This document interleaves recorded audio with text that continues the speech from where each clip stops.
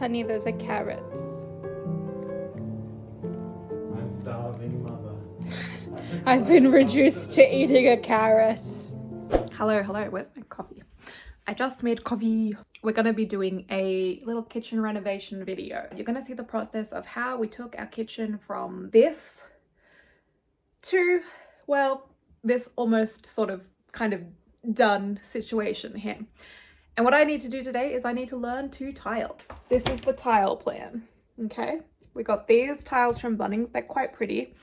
The whole kitchen theme is essentially just gonna be like blue and white. I've never tiled before. I've seen my parents tile. They built a house when I was a kid. I may have helped. Actually, I might have tiled before, I don't know. But I understand the theory. Problem is I'm really bad at measuring, so hopefully that won't be too needed. There are only a few PowerPoints in here I have to cut around. Here we go. You might be wondering how I got myself into this situation. Well, it all started when my mum met my dad. Actually, that's not even a lie. You're not watching Disney Channel. But I have spent my life watching people build and make things. And that has given me the toxic trait of thinking that I can do anything with some elbow grease and the right adhesive. In all seriousness, my partner and I had been bitching about our kitchen and how hideously 80s it looked in all its cream and faux granite glory for over a year. We then went to IKEA and we actually saw this fantastic island, and he bit the bullet and said, look, we're buying that. We're ripping out the stupid island we have and we're redoing the kitchen. If you can't tell, the old kitchen design enraged us. It had zero space due to the half wall on the island.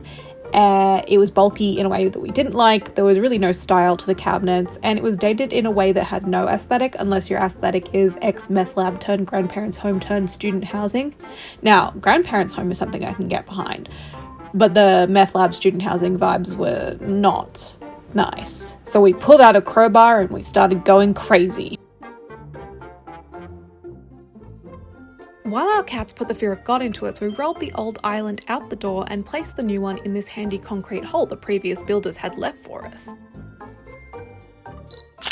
Next, we had to make room for our new shelves and bench top. So we pulled everything off the bench, ripped out some old cabinetry to make room for open shelving, and began ripping out our ugly old cream tiles, doing our best not to break them in case we can donate them. Oh, there's a full hole. Oh God! What the fuck? That's not... That's...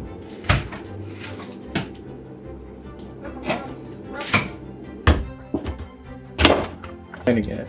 It's a body at a time. Oh shit. Hello, eater of building materials. Ah!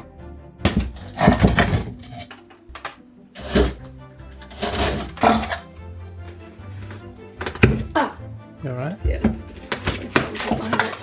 That's gonna pop off the wall. Woo! The next thing we had to do was purchase and prep our bench top so that our carpenter could cut and install it. He advised us to take all the old bench top out and then stain and seal the bottom of the new bench top. Little did he know that we had gotten distracted at Bunnings by a very cool looking live edge composite wood. And we did attempt to make his life easier by sorting through approximately 6,000 pieces of wood to find similar edges, but I don't think it helped in the end. Although we did get a good workout, and we bought a tap. Hello. Are you helping? Before we could install the bench and retile the splashback, we had to cover up some of the holes. We found a kind of plaster of Paris band-aid for your house. P.S. Houses in Australia are literally made out of cardboard. So we tried that on and then got to staining. Now, we made a lot of mistakes staining. We didn't prime the wood, bad idea, and we got stain everywhere, also bad idea, including all over our fingers, which looked really weird at work. But eventually the stain did stop bleeding and we were repainting our cupboards, so it didn't really matter.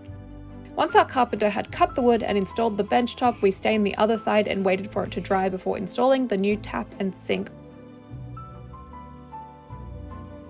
I wanted to replace the old boxy, bench taking up space type of shelf that we had previously had and put something a little bit more simple, open and kind of farmhousey into our kitchen. I really love the brass tipping rail style of shelving that I see all over Instagram and Pinterest, but I couldn't find the railing anywhere that wouldn't cost a trip to see Nick Scratch at the Crossroads and shipping fairs. For those of you not familiar with the occult rumours that flew around famed slide guitarist Robert Johnson, That's worth a whole soul.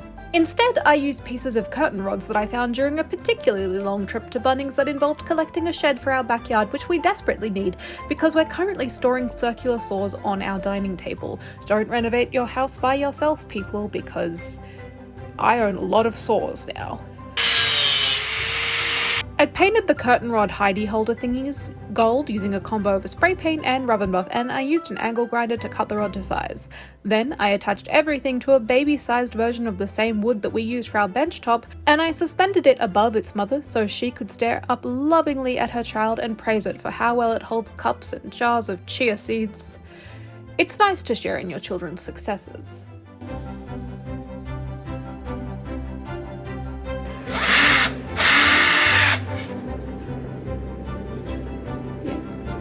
Might need to be a little shorter on the bottom. Oh, that's good actually. The same? Yeah. Well, it will be. If you want to length match this one. Well, there's two options, right? You can offset it. Oh yeah, I can put it Yeah. Which doesn't matter if it's shorter because it's less obvious. Or you can, in that sense, try to length match it. Yeah, I like that. Yeah. Yeah. I have all of my little tile tools, just, you know, vibing. I've got these tile spacers. If you want to know how bad I am at measuring, my partner went to Bunnings to get this tile glue and tile spacers, and he was like, how many mils are between the tile sheets that we have? And I was like, if I put the ruler down and the ruler has 2 millimeter dots between it, is it 2 mils or is it 3 mils? Because one of the mils seems to overlap the tile slightly. And he was like, I'll get the 3 mils. And if they're wrong, we'll live with it. Well, actually, he said you can go back and get more, but I'm not gonna do that. Why am I like this? Oakley dokley. Use on concrete fiber cement sheet. This is 5.5 kilos. This is so heavy. Prime surface with Dunlop primer. I didn't get primer. Do I need to go get primer? Is this primer? Wall tile adhesive. Why did... I feel like he would have gotten me primer if he thought we needed it. These have to sit in the glue, right? Should I call my dad? Fuck. I didn't even watch a YouTube video before starting this. That's how... Sweetie, you can't get fed. What do I even do? Oh my God, this is so nerve-wracking. Oh my God. Is this dusty? Should I wipe it? Should I put a drop sheet down? I should put a drop sheet down. I don't have a drop sheet. So I've got an idea. I have Christmas gift wrap and painter's tape. This is what I use to make sewing patterns out of ribbon. That's fine. Yay. Covers the stove, covers the bench. We're gonna do the first tile. Wait, we need a 2 millimeter grouting. 2 millimeter grouting, that's what we need to do. Hopefully this stove doesn't turn on fire. Onto fire? On fire. Hopefully nothing catches fire. That would be a feat. Check that out.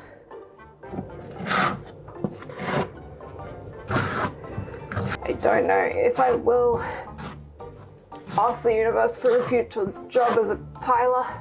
Okie dokie. They're supposed to go at the bottom like that, right? That's how it works. Oh, fuck, I think they're meant to go on the edge too. Because I don't think that's meant to be pressed up against the edge. Oh, shit. Way too thick. Good to know. I feel like that looks bad. Well, for sure we want to get rid of this. Because I put way too much tile glue on. Let's try this. Just to give it some, like, even pressure. I feel like that looks better.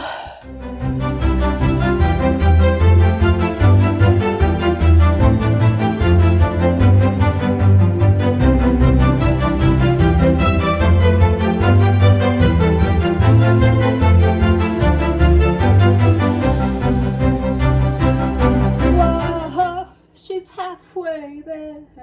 Whoa, living on a prayer. So this is behind the stove area, as I was showing you before. This part around the PowerPoint is still not done, and that is because I have a plan for that.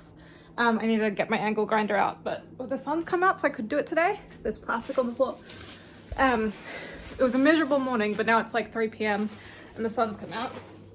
But ultimately, I need to have a little rest because tiling is pretty grueling work. I'm gonna wipe this little bit of excess glue here down. Don't worry, it's not bowed, it's just that super wide angle in the lens.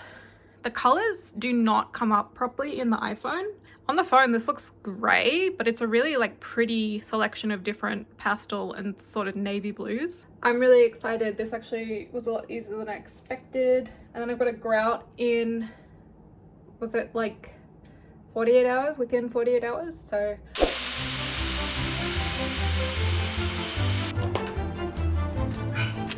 Hello, I've got no makeup on today because, you know, DIY vibes.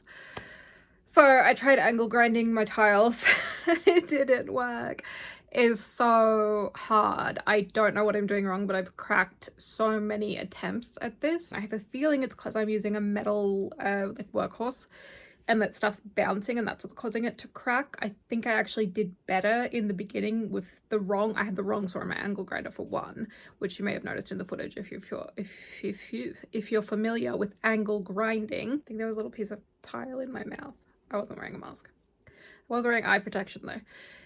Note to self, wear a mask next time. What was I saying? I was using the wrong saw. I was using my steel saw. Idiot at first, it's probably blunt now. Then I switched to a diamond saw recommended for glass and tiles. But that created more cracks, weirdly. These are glass tiles. So I don't really know what's going on. I tested a few things with some like wood and cardboard underneath. I think the cardboard cracked less tile.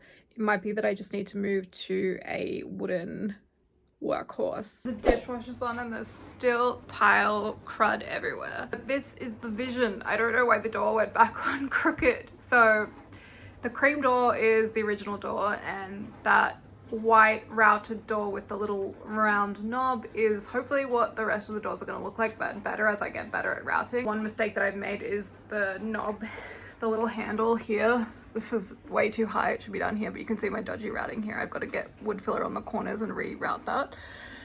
But yeah, this is where we keep our fire extinguisher. And yeah, this is the old handle and door. So I'm going to do this one next and hopefully get it a little better and maybe at some point fix this crookedness. I don't know why it's so crooked. My parents came and visited and they dropped off a tile saw. A tile saw that has a water component so we can cut the glass tiles and they won't get hot and crack, which was happening with my angle grinder, which I was really struggling with. So my dad was just like, yeah, angle grinders are a bit of a pain in the ass to cut tiles with, especially when you're not used to cutting tile. And soon we'll have a semi-finished kitchen.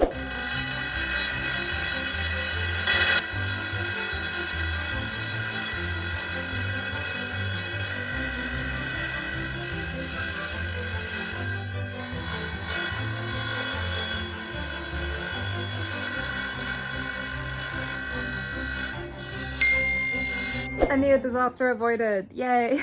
I've got so much tile in my hair, but the tile saw that my dad dropped off worked a treat. I have now cut all the tiles for underneath the window. I'll show you. So I've cut all of the tiles to slide here under the window. And I should be able to get this done within the next week. Disaster avoided. I also got a cat clock and I'm really excited about it. And my boyfriend thinks it's kind of creepy.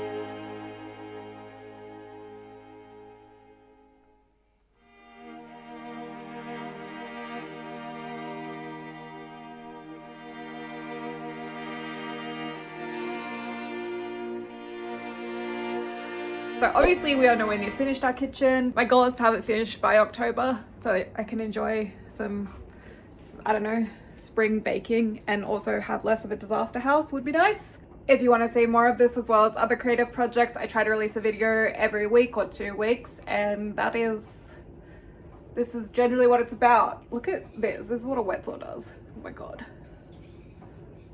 Cannot see.